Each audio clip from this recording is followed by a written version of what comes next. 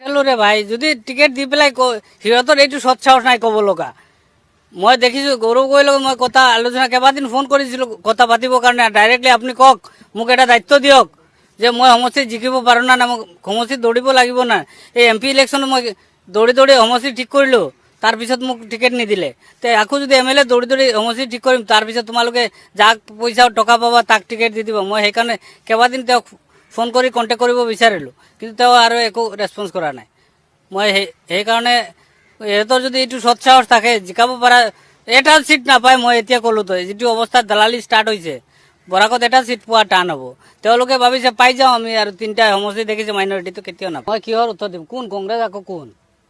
এইবিলাকৰ কোনো নিয়ম নীতি বুলি কোনো ইয়াৰ নাই। ইহঁতে চবকেইটা দালাল।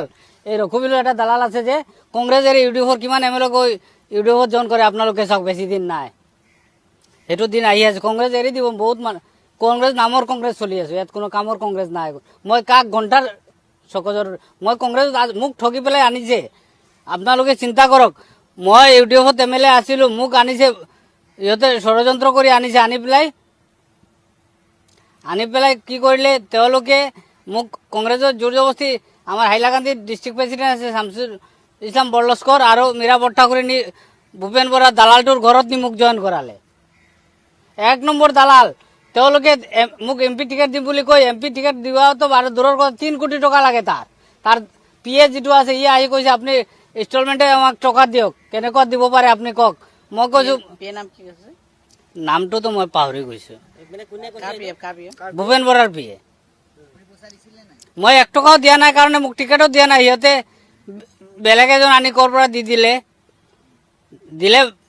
যিজনে জিন্দগীত কংগ্ৰেছৰ ছায়া এটা ধৰা নাই, কংগ্ৰেছৰ এগেইনষ্ট কৰি সিজন মানুহকে দিছে। এতিয়া সিজন মানুহক দায়িত্ব দি থৈছে উপ সভাপতি। এইটো কি কৰিব? এইটো কোনো কামত নহয়।